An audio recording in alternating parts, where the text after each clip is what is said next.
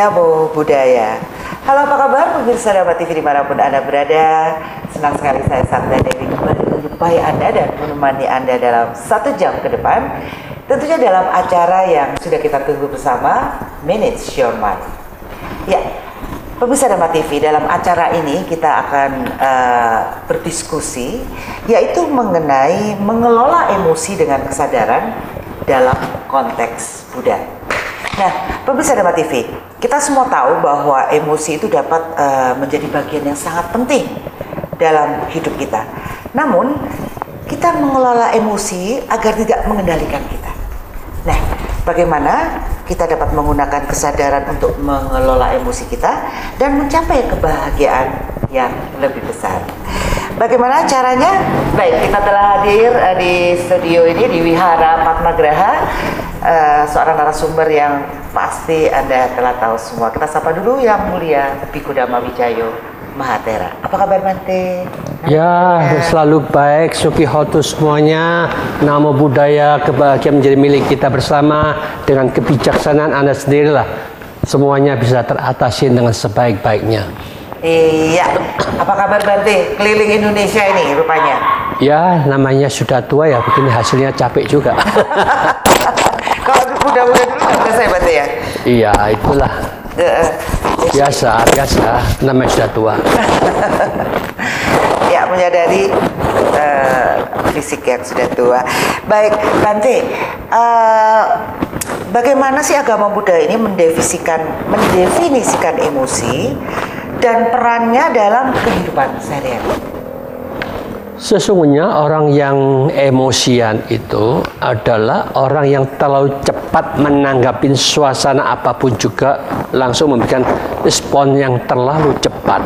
Maka dari itulah yang dikatakan kecepatan ini bisa kita sadarin, bisa kita rem bila mana kita mampu mendeteksi dan mengendalikannya. Otomatis pengendalian dan pendeteksian itu hanya bisa ketika kita sering meditasi. Kalau meditasinya salah, juga tidak mampu untuk mengendalikan emosi. Karena jangan dikira orang kiranya duduk meditasi 2 jam, 3 jam, tapi pikirannya kemana kita nggak tahu. Ternyata banyak orang umat kita, dia cerita, dia meditasi itu mikirin bisnis. Bisnisnya dipikirin gimana memajukan, bagaimana mengembangkan.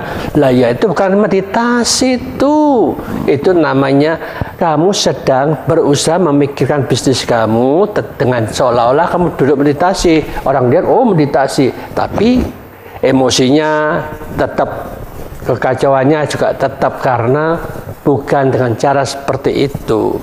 Maka dari itulah meditasi itu memang harus tegas.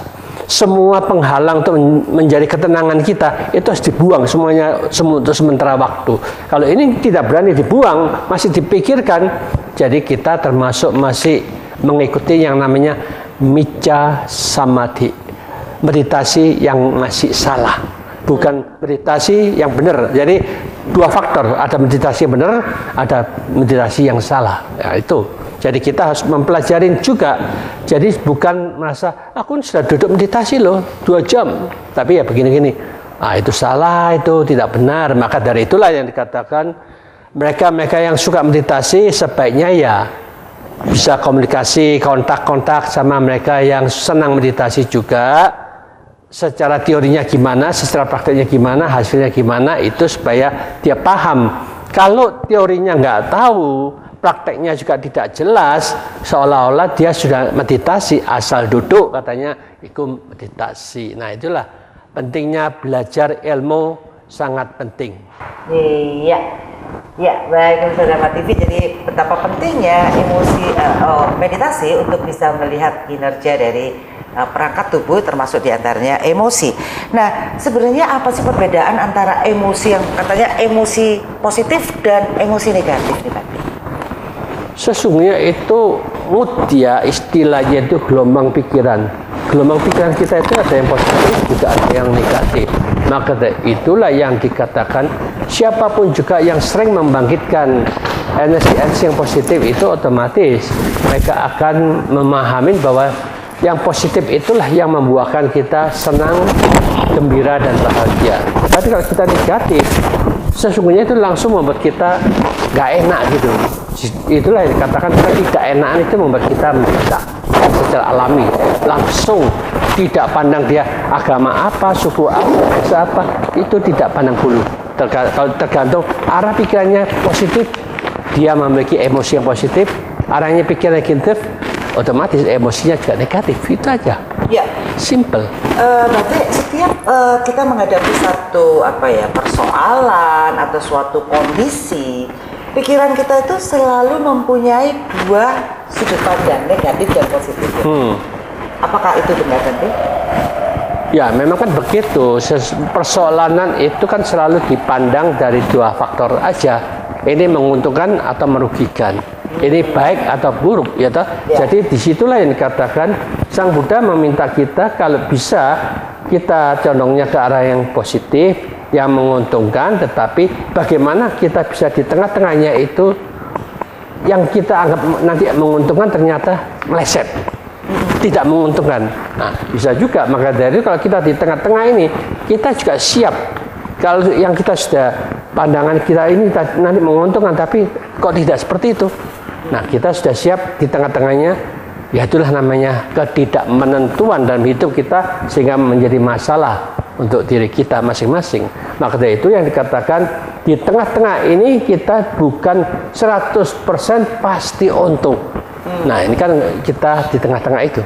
Jadi di tengah-tengah itu kalau tidak menguntungkan, kita tidak terlalu menderita. Tetapi kalau kita terhanyut, pasti untung. Wah, ternyata kita dongkol sendiri, takut sendiri, jengkel sendiri, macam-macam. Itu akan membuat mereka menderita.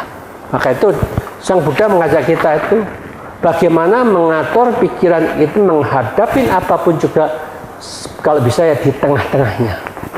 Bukan yang positif juga bukan yang negatif. Walaupun itu positif bagus, tapi bisa menjadi efek negatif untuk diri kita kalau kita tidak siap menerima perubahan yang mendadak yang tidak kita harapkan itu. Jadi sebenarnya adalah perubahan dari negatif positif, bisa ke negatif lagi, bisa ke positif lagi gitu ya. Bisa semuanya tidak menentu. Itulah yang dikatakan masalah di dunia ini selalu tidak menentu. Berarti kita tidak boleh melekati di suatu suasana itu ya, berarti ya. Karena itu bisa berubah lagi gitu ya. Bisa, maka dari itulah walaupun kita sekarang katakan positif dapat terus. Tapi walaupun kita dapat akhirnya itu bisa memupuk kita tanpa kita sadari, wah, hidup ini menyenangkan. Akhirnya dia melekat itu saja yang dikejar, akhirnya dia hanya sukses secara materi tapi lupa. Jadi batinnya itu tidak pernah dikelola sama sekali. Otomatis kaya sedunia ini yang dia dapat kaya ratusan triliun juga tidak ada manfaatnya, karena keberhasilan bukan diukur dari kekayaan. Keberhasilan itu juga kita mendapatkan ketenangan, kualitas batin kita meningkat, begitulah. Ya. Nah, Bante, sebenarnya bagaimana konsep tanha terkait dengan emosi dan pengelolaannya? Bante, saat ini lagi tren nih, ada tagar namanya kabur aja. Banyak anak-anak muda kita yang akhirnya pergi ke luar negeri nih, karena mereka mencemaskan kondisi di negeri kita ini. Cemas ya mereka ya, bahwa di negeri ini sangat sulit untuk mencari kerja ya. Padahal kalau fakta di lapangan saya lihat nih, ada orang dapat kerjaan keluar, nggak enak pindah lagi. Kayaknya juga nggak sulit gitu loh. Menurut Bante gimana nih Bante? Apakah dikuasai oleh kata-kata depan? Ya, inilah istilahnya memang ada provokator, karena memang ada negara-negara tertentu mereka membutuhkan tenaga kerja, sehingga mereka memprovokasi dengan sistem seperti itu. Jadi dengan demikian inilah mereka yang kalau tidak lihai, tidak pandai mengolah situasi, ya otomatis mereka akan terhanyut ikut masalah-masalah itu. Oh ya, betul juga, kita kabur saja. Maka dari itu dimanapun juga di luar negeri ternyata ya mereka hampir sama juga, masalah tetap ada. Jadi dengan demikian ya dalam suasana dunia ini yang sedang resesi, ternyata efeknya hampir seluruh dunia terkena. Jadi dengan demikian inilah yang dikatakan kita bukan fokusnya hanya ke kerjaan, tetapi ada dua faktor yang kita kerjakan, kerja secara dunia dan kerja spiritual juga. Maka dari itu kalau kita setiap saat yang dikerjakan dari dua faktor ini dijalankan bersamaan, di sana yang dikatakan kita sudah mendapatkan manfaat, kepuasan, ketenangan, kebahagiaan karena kita selalu membangkitkan energi positif di setiap detik, setiap saat waktu kita berjalan di mobil, sepeda motor, dimanapun juga energi positif kita bangkitkan terus-menerus. Disitulah yang dikatakan bekerja secara spiritual dengan mengolah pikiran secara positif, otomatis sambil kita ke dunia, otomatis di dunia ya kita dapat segini ya kita merasa puas.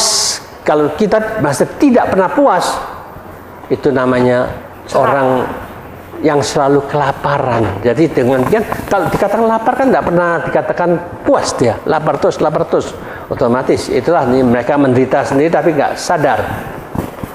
Oke, baik.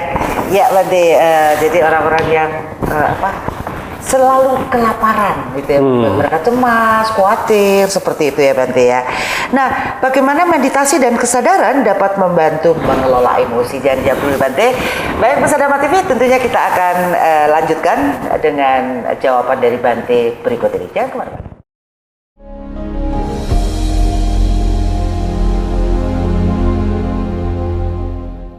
Ya, baik pemirsa Dharma TV, apa kabar bagi Anda yang baru saja memutar channel kami?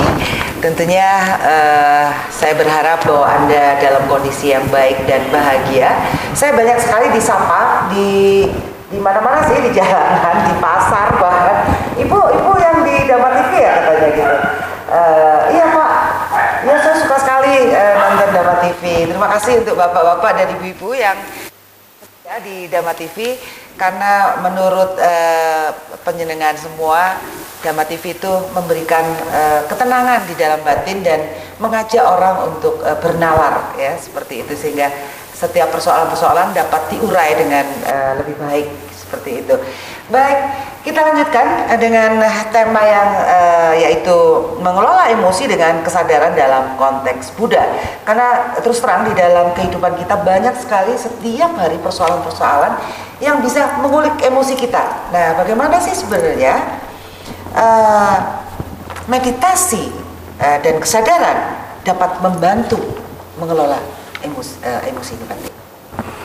Nah, ini kan kita harus memahami juga bahwa kebanyakan orang itu salah memasukkan kesadaran ke bidang mana. Itu yang menyebabkan mereka akan menjadi masalah. Bila mana ada masalah, fokusnya itu malah masuk ke dalam masalah itu. Tetapi kita berusaha, Sang Buddha mengatakan bagaimana kita membebaskan pikiran kita dari masalah.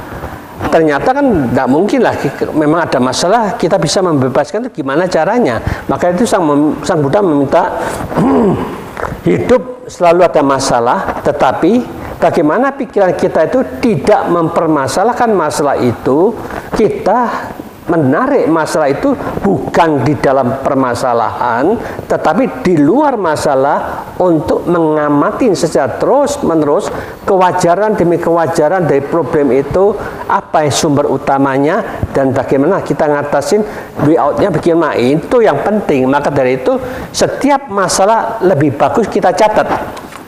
Masalah itu apa? Sebabnya apa? Way out-nya gimana?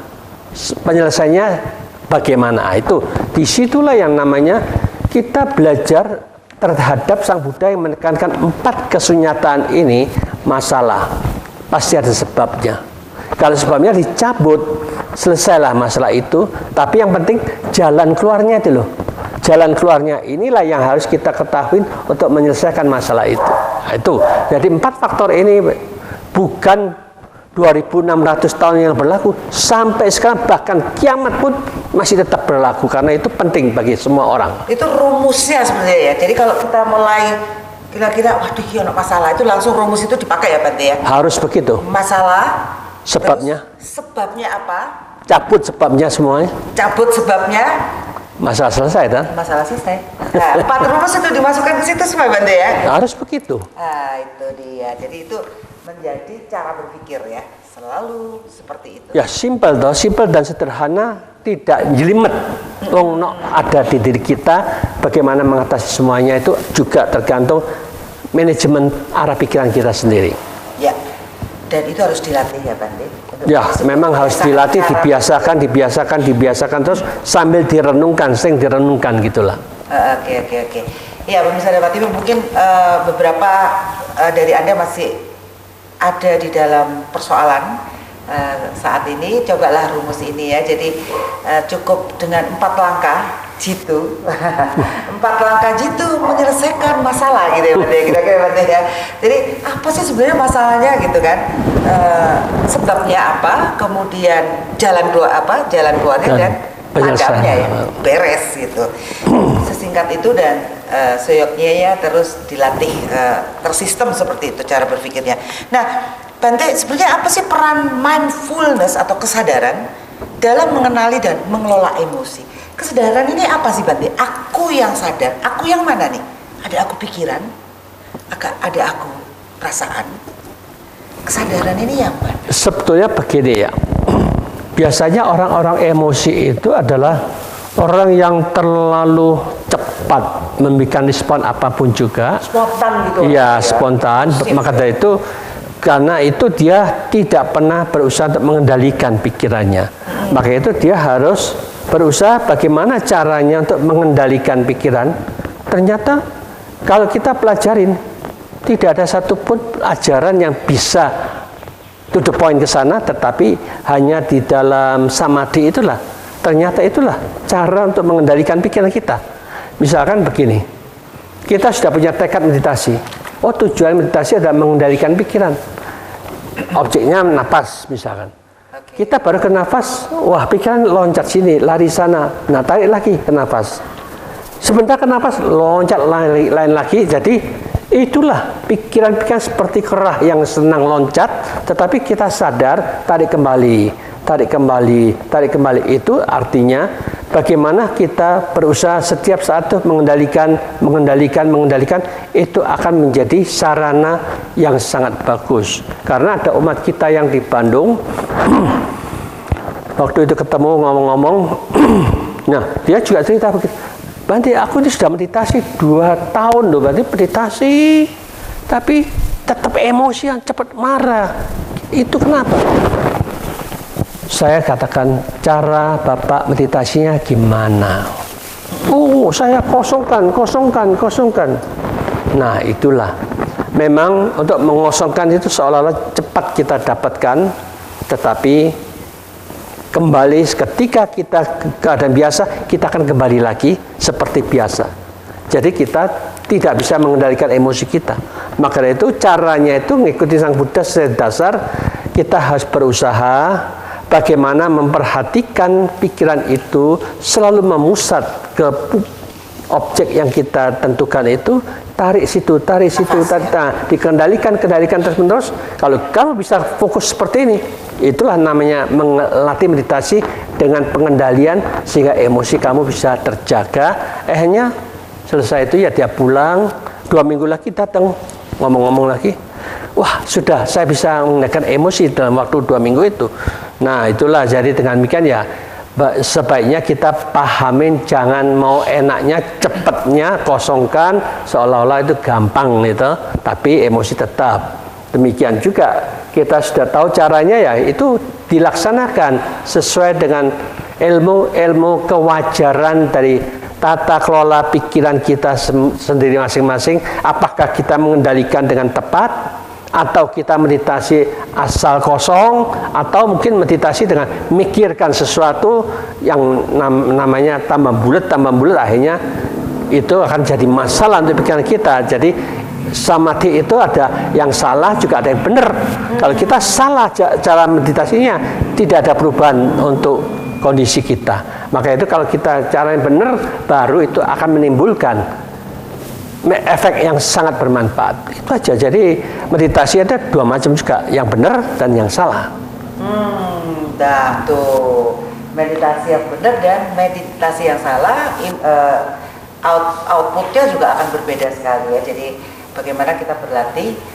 Jadi kalau saya lihat ya Bante, orang yang emosi temperamen, emosi, kebawa marah, kebawa jengkel, itu nafasnya lebih cepat gitu, ya. Lebih cepat gitu dibandingkan dengan saat kita rileks gitu, santai gitu kan. Mungkin yang paling rileks itu pada saat kita tidur biasanya, Bante. Itu kan nafas itu teratur gitu ya. Nah, apakah ketika kita menghadapi persoalan, tolok ukurnya adalah nafas yang seperti saat kita rileks tidur itu tadi gitu. Kan pertamanya kan pasti kita kalau lagi jengkel, lagi marah tuh kan nafasnya kan pendek-pendek, Bante. Apakah langsung disadari, ambil napas, perhatikan apa, sampai kemudian setenang itu, Bante? Ya, itulah jadi istilahnya kita harus memahami bahwa sesungguhnya masalah itu bisa kita atasi bila mana kita memiliki kemampuan satu tadi pengendalian pikiran, atau kedua adalah dengan meditasi vipassana, menganalisa mengapa kita tiap hari kok emosi, ada masalah ini selalu demikian.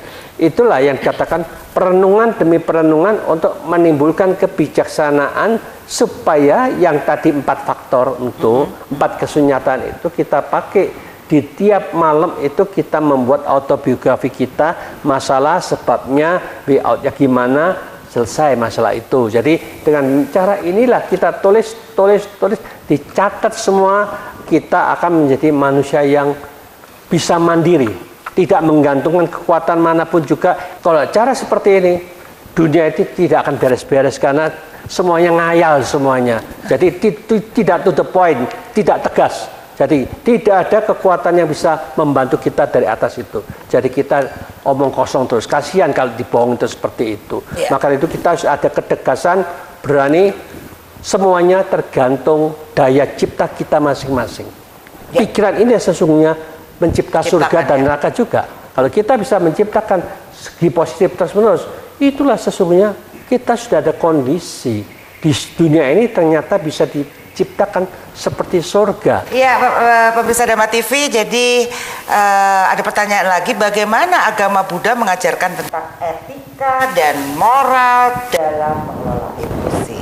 Kita akan diskusikan setelah yang satu ini, jangan kemana-mana.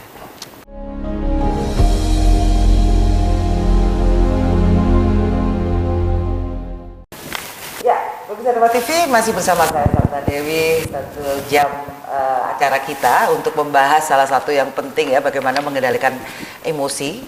Dan tentunya emosi adalah menjadi bagian dari diri kita, karena kita ini ada panas gitu ya, ada unsur panas di dalam, ada unsur api ya, sehingga apakah itu akan membakar, apakah itu kita bisa kendalikan sebagai energi yang memberi manfaat di dalam kehidupan kita.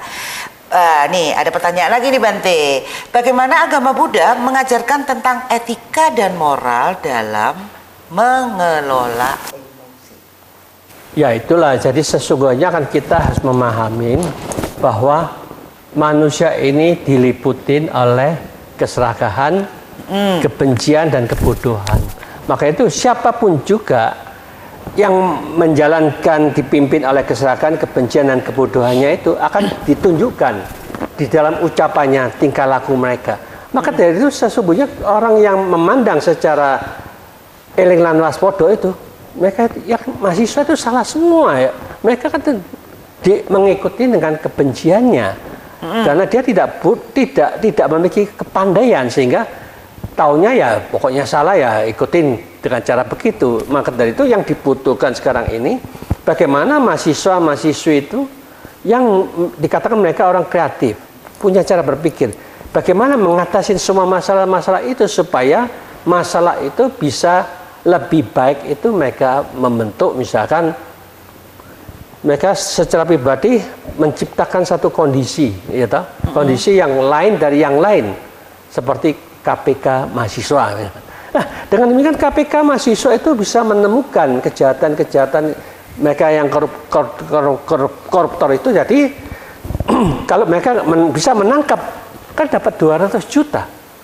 Jadi kalau tiap kota itu mereka tiap hari bisa tangkap 1, 2, 3, 4. Ada detektifnya gitu ya? Ya seperti itu. Mereka lebih baik kan begitu daripada melakukan seperti itu. Jadi tugas saya adalah menjaga kebersihan negara, kita adalah penjaga harta negara.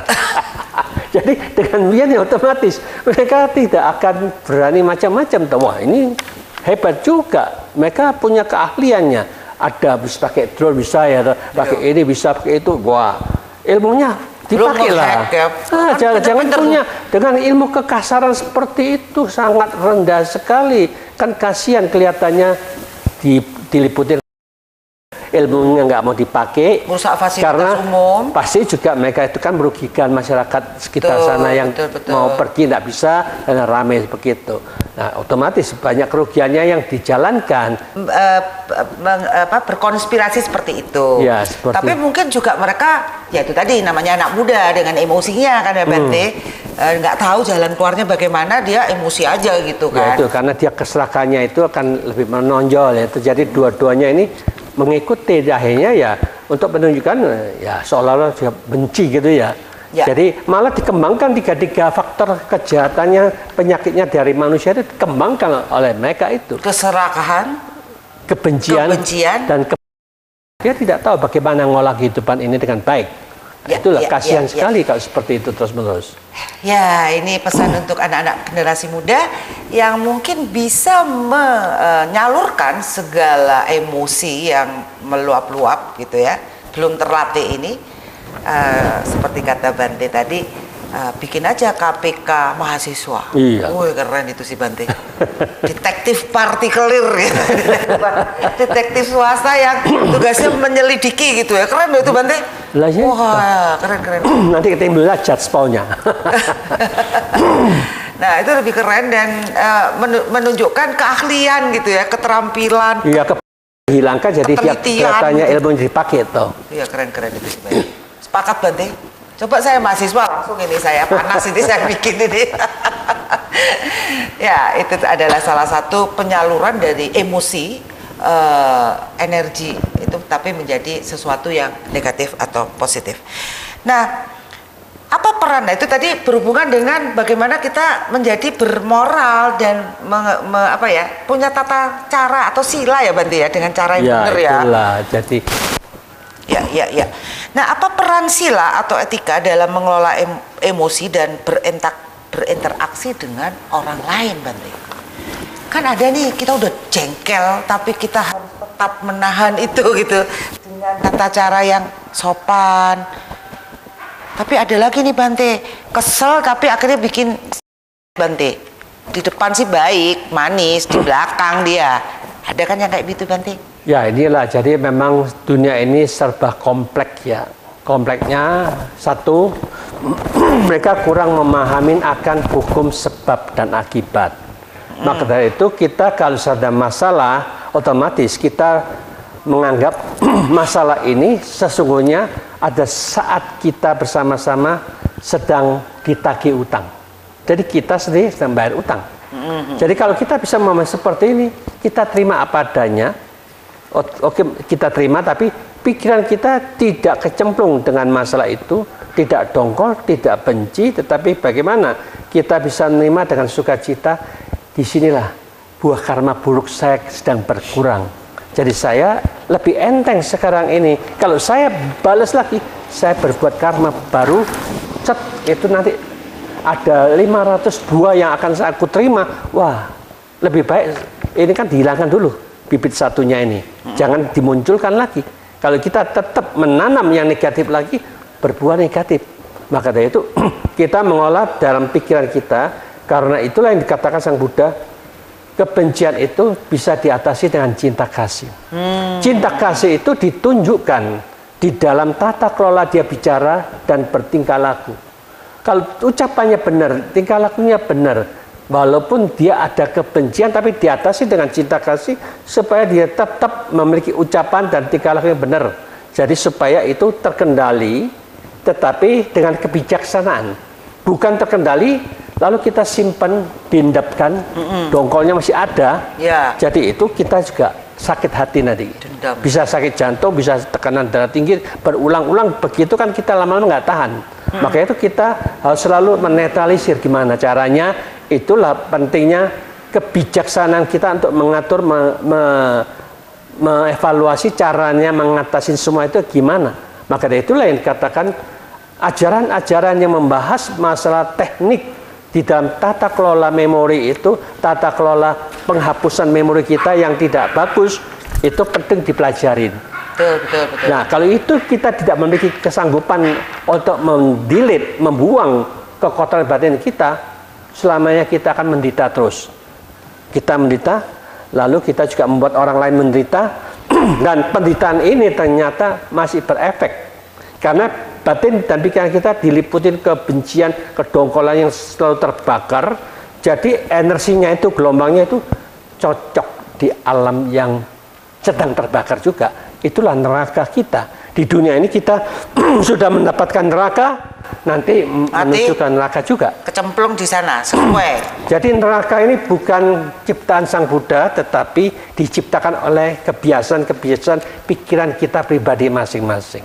Yang sedang terbakar ya nanti masuk tempat yang terbakar. Yang bingung terus ya masuk di tempat yang penuh dengan kebingungan. Yang lapar terus masuk di alam-alam yang penuh dengan kelaparan. Yang seneng cewek cantik aja. Nah, itu nanti ketemu dengan tengkorak-tengkorak yang banyak. Aduh, jadi sesuai ya dengan apa yang kita pikirkan ya, gitu ya. Ya. Jadi harus dengan konsep meta ya Bante ya, kasih sayang ya. Ya begitulah. Gak gampang itu Bante. Saya yakin semua dari pemirsa pernah mengalami yang namanya serakah, ya, pasti ya Bante ya. Ada kebencian, walaupun kadar-kadarnya mungkin ada yang tinggi, ada yang kecil gitu ya Bante. Dan kebodohan. Apakah kebodohan ini bukannya miskinnya atau kurangnya pengalaman di dalam proses kehidupan? Bisa jadi ya. Sesungguhnya begini ya, itu disebabkan satu, dia tidak pernah belajar bagaimana meningkatkan kebijaksanaannya. Kalau kita ada berani belajar ilmu agama, karena Sang Buddha itu sangat-sangat teliti, karena dia mengajarkan 45 tahun itu menekankan jadilah orang bijaksana, tidak pernah menjadi jadilah kalau kamu orang. Kalau kita suruh percaya kita. Ya, si ngomong sesungguhnya juga tidak lihat, tidak tahu kok disuruh percaya itu. Kita harus bijaksana. Selama dia tidak tahu, tidak melihat, kita juga tidak boleh percaya dengan apa yang mereka katakan. Gitu? Dengan demikian ya kita harus tahu bahwa sesungguhnya kebijaksanaan itu bisa muncul kalau kita berani membaca buku-buku, berani membuka kitab suci Tipitaka yang ada di Google, gitu. Jadi dengan demikian kita bisa belajar. Kita juga berani membaca atau mendengarkan ceramah-ceramah yang menekankan kebijaksanaan itu membawa kebahagiaan, misalkan. Itu dengarkan bagaimana kebijaksanaan itu bisa menimbulkan kebahagiaan. Nah, kita dengarkan dan menganalisis semua, diambil yang penting-penting, lalu dicatat. Oh, ini penting, ini penting ini. Nah, itulah yang dikatakan, itu langsung kita mengulang berkali-kali. Lama-lama itu menjadi program kita. Kalau kita dibohongi terus, dibujuki terus, disuruh percaya saja, itu jadi programnya. Kita jadi nggak pintar-pintar, jadi kasihan, jadi muridnya karena gurunya juga. Ya, Bante. Jadi apa saja sih perubahan yang didapat setelah mengelola emosi berdasarkan ajaran agama Buddha? Apa yang didapat? Jangan dirubah. Jangan dijawab dulu Bante. Baik, Bisa Dhamma TV, kita akan sampai pada kesimpulan-kesimpulan di akhir segmen. Jangan kemana-mana, kita akan ketemu setelah satu ini.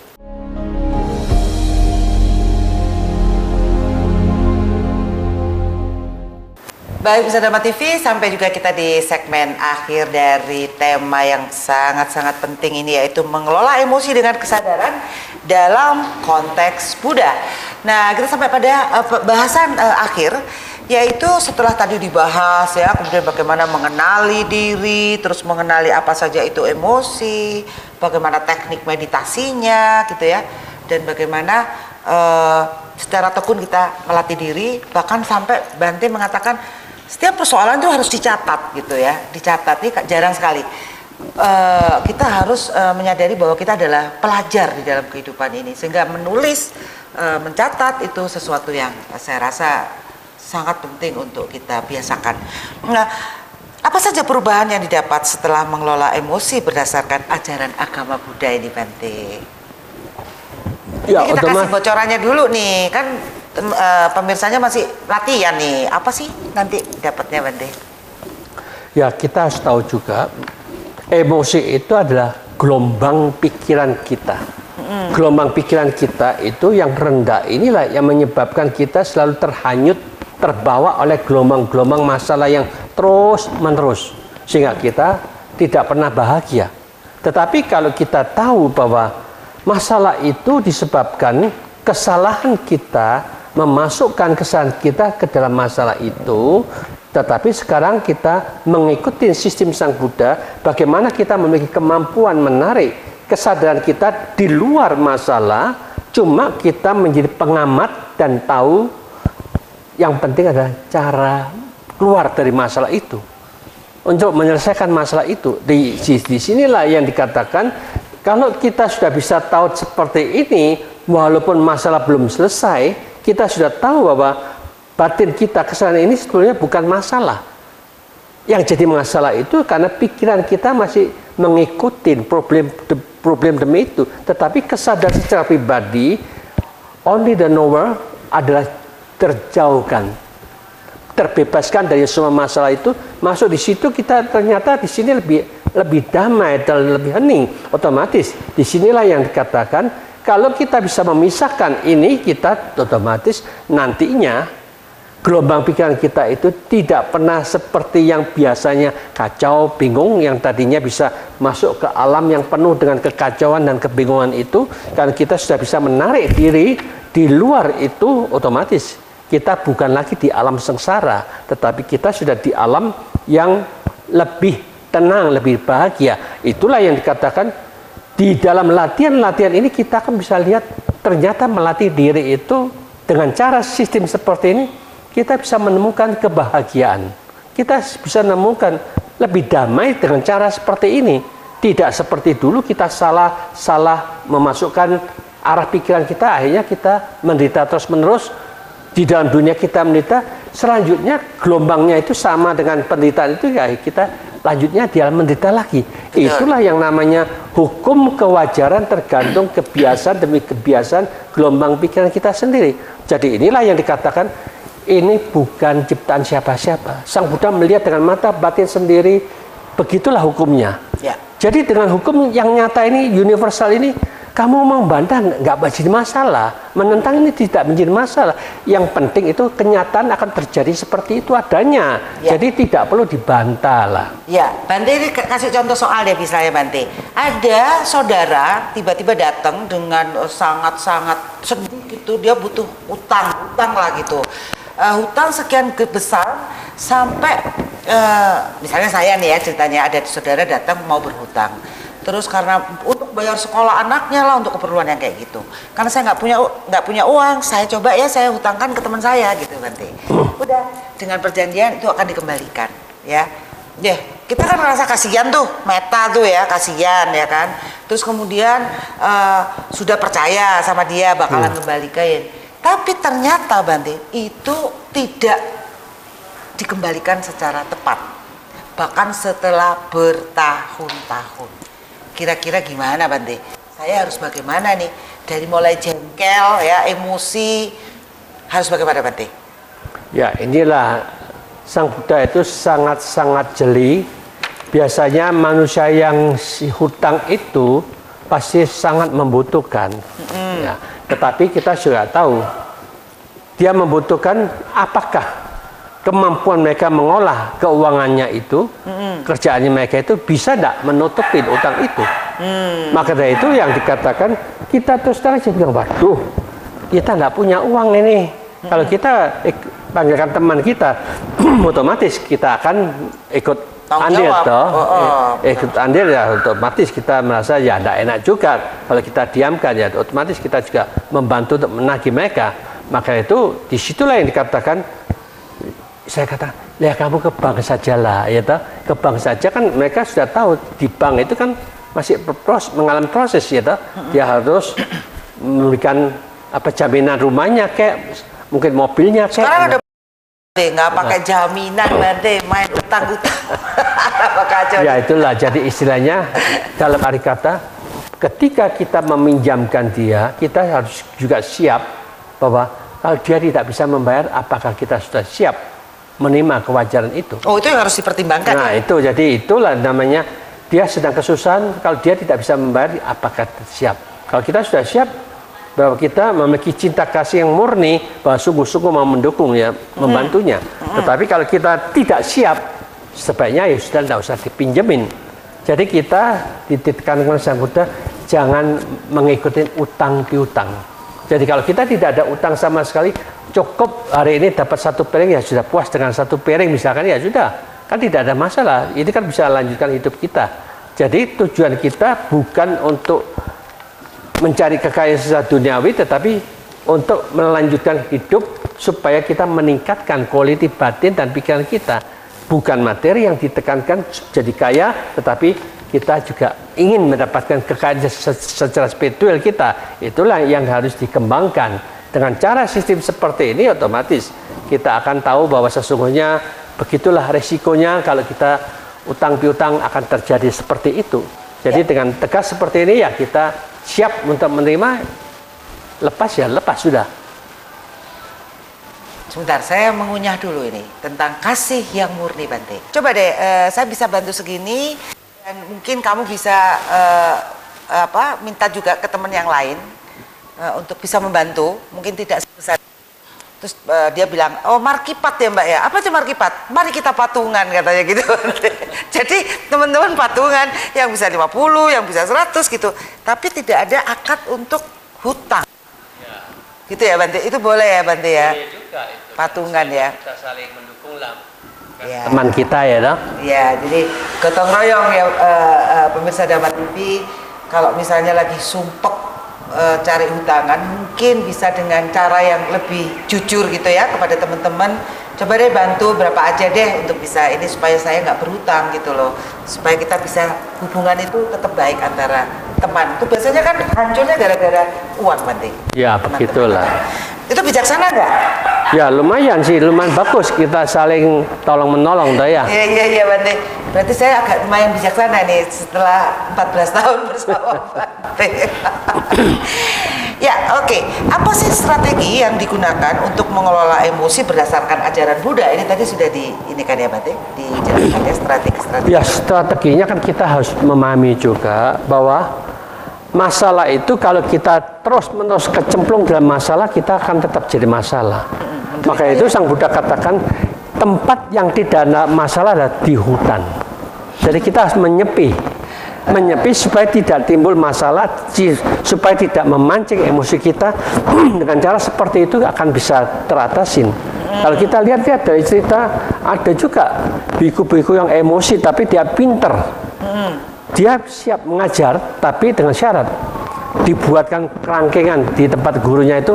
Ketika dia mengajari murid itu, dia dikerangkeng gitu loh. Dia tahu kalau dia tidak akan menuju di cita. Nah, emosinya seperti itu, dia tahu sifatnya. Jadi dia ada kerangkengnya gitu loh. Jadi tidak bisa keluar ke sana. Nanti kalau sudah selesai, baru dibuka kunci cling. Jadi kalau bisa dibuka kan tidak ada gunanya. Oh dia ngerti kok, aku bisa buka kok, dikunci juga di sananya. Jadi kuncinya ada yang megang gitu. Jadi dia sama sekali nggak bisa apa-apa.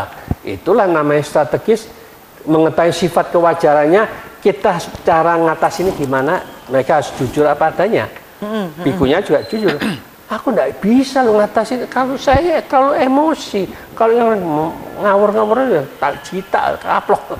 Ada ya masih ada biku-biku seperti itu, Pak? Ada kan namanya begitu banyak, otomatis mereka yang masih emosian kan masih ada gitu otomatis. Karena mereka itu kan hanya cuma teorinya yang pinter toh ya. Jadi dengan demikian ya dia belum bisa mengendalikan emosinya, belum bisa mampu kebenciannya diatasinya, otomatis seperti itu. Jadi wajar lah.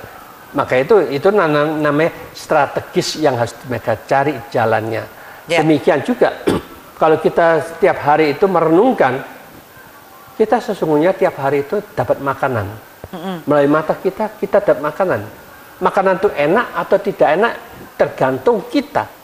Kalau kita tiap hari yang dimasukkan makanan-makanan yang kotor, yang jahat, yang tidak bagus, itu akan jadi sarana kita jadi penjahatnya juga dalam pikiran kita. Karena itulah yang dikatakan kita harus tegas, wah ini tidak pantas saya tonton, jangan ditonton. Baik. Ini juga tidak pantas saya dengarkan, jangan didengarkan. Jadi kita harus tegas, mana yang positif kita masukkan, yang negatif kita buang, karena itu makanan yang tidak lezat, tidak enak, maka itu kita singkirkan semua itu, otomatis kita akan lebih damai dan lebih bahagia dengan cara seperti itu, menemukan makanan yang lezat, nikmat, dan selalu bahagia. Baik, terima kasih Bante. Itu mungkin sudah menjadi kesimpulan ya, pembicaraan kita menjadi clear dari runutan-runutan yang kita diskusikan pada kesempatan kali ini. Baik pemirsa, tentunya kami berharap Anda bisa menemukan, mengendalikan apa yang dipunya di dalam tubuh kita dan tentunya akan mendatangkan kebahagiaan. Itu harapan kami. Baik, saya Satna Dewi peserta Grudama TV mengucapkan banyak terima kasih dan mohon maaf jika ada salah kata. Sukihoto Namo Buddhaya. Namo Buddhaya.